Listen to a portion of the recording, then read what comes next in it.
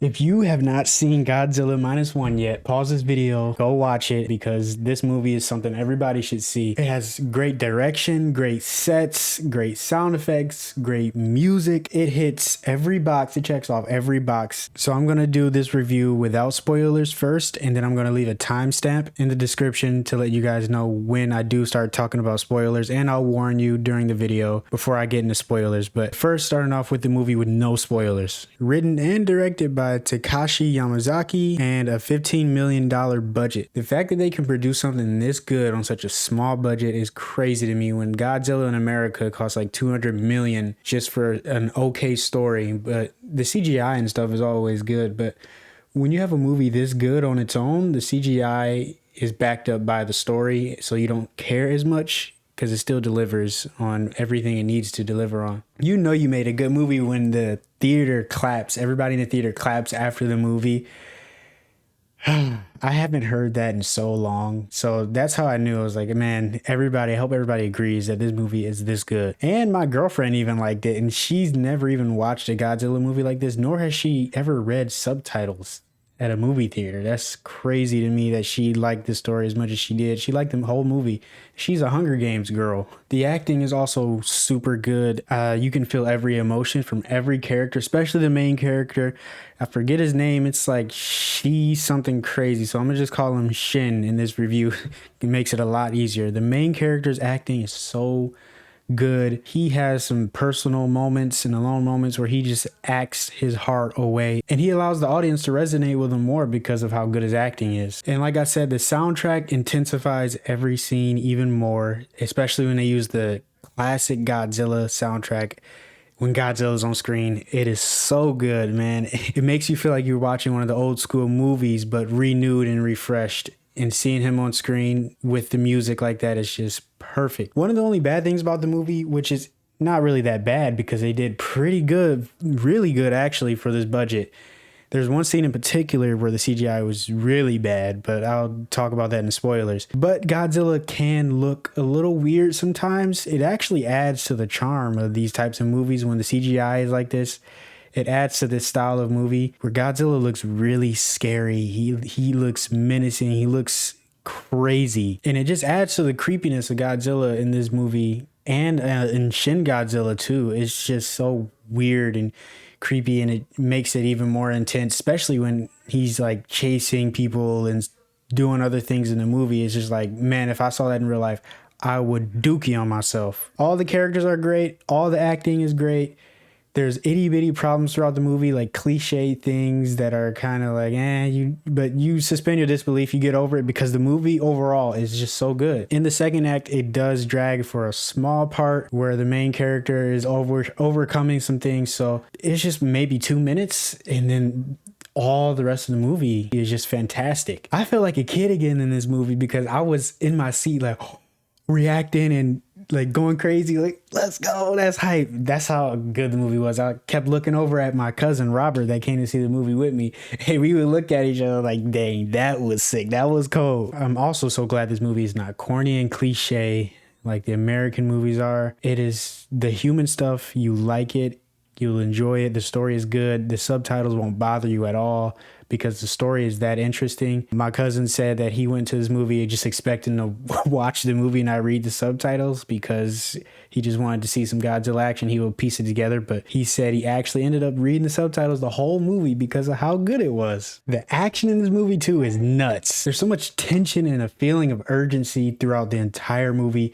and there's stakes because you don't know what's going to happen. You don't know if characters are going to die or not, who's going to die. So yes, the action is great, and the balance between the action and the human story is also good. You won't feel like you're ever really missing out on Godzilla at all. And in this movie, they have a realistic story and characters that you care about with real life motives and good reasoning behind everything that they do. Everything is super explained, well thought out, to the very small details. Actual literal factual things and science is done in this movie, and they explain everything to you and they get it off to the audience very clearly. And the action is also very devastating. Like, this Godzilla is on drugs. Another thing me and my cousin agreed on coming out this movie is that this is like an anime adaptation done right. This is like live action done completely right.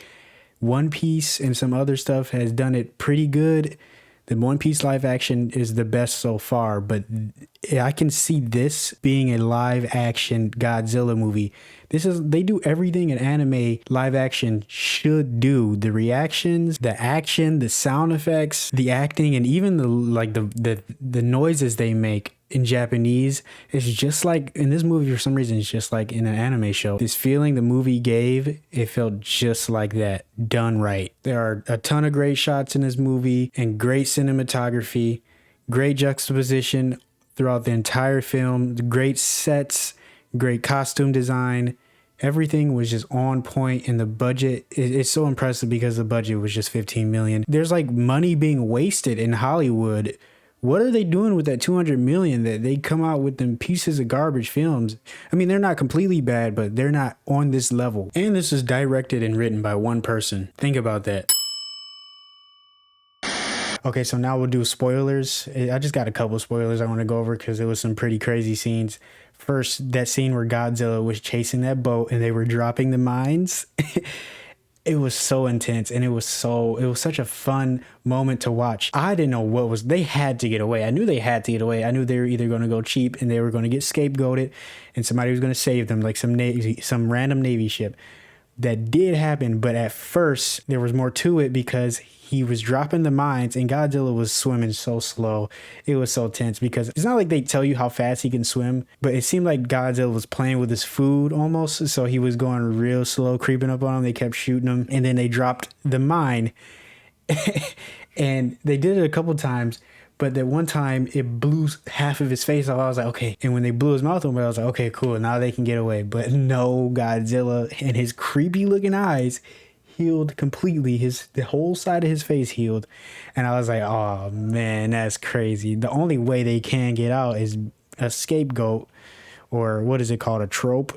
And so they got shot by another Navy ship. And that's when we get that cool explosion Godzilla did from underwater, his atomic breath from underwater. Ooh, that was so sweet. The sound effects. Every time he does the atomic breath in this movie is crazy. And that's another moment when he blew up Ginza.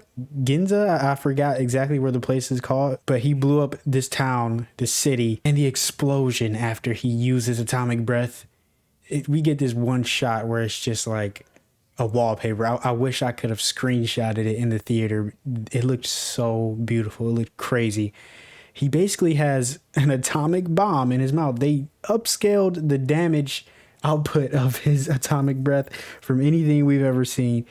And he's blowing cities up on a huge scale. And it was really convenient, though, how his girlfriend, she wasn't his girlfriend, but the girl he was living with, how she conveniently found him after falling out the train in the water, and she found him there, and they were conveniently in the same place so that he could watch her die. That was a trope too. Besides the little itty bitty tropes in the movie, it's so good. And I also love how they connect the characters' motives to the story by them being soldiers traumatized by war, and how that affects their decisions and how they want to fight Godzilla, because the government and the army, the US Army, nobody's able to help them, so they have to do everything on their own. They're like, man, we've been getting dookied on for a long time.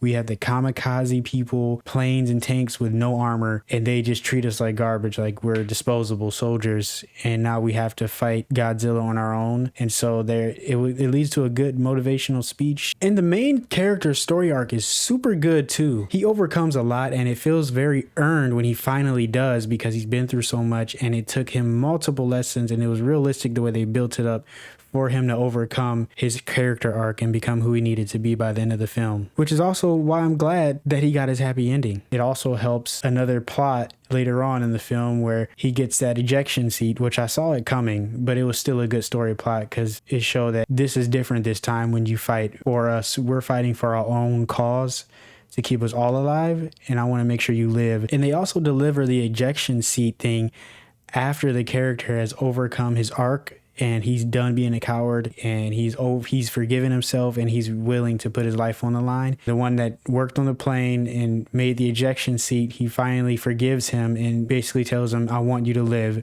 I'm proud of you for overcoming your fears and this entire story arc. You've learned what you needed to learn, and now here you go. So by the end of the movie, the main character overcomes his survival's guilt. And I'm glad that he got his happy ending because it was well deserved and well built up over time. The really bad part in this movie was the CGI tanks. See, it's not even a part of the story. It's not that huge of a deal because they're only there for like 3 seconds. Thank God, because it looked like I was watching a World of Tanks. I think that's the game.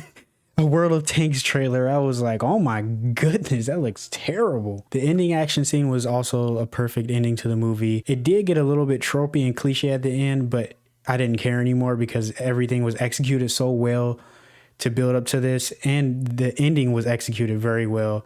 Very elaborate plan, very believable ending, and I was just anticipating him flying that plane into Godzilla's mouth and blowing him up, which he finally does. But apparently this Godzilla is invincible. Nobody can kill him. Nothing can kill him. They dropped him underwater under a ton of pressure really quickly and brought him back up, and bro just tanked it. I don't know how they're going to beat him in the next movie. It doesn't make any sense because he's definitely coming back. I'd also like to know how Godzilla got made in this movie, because I know there was the atomic bomb. Maybe that's what created him.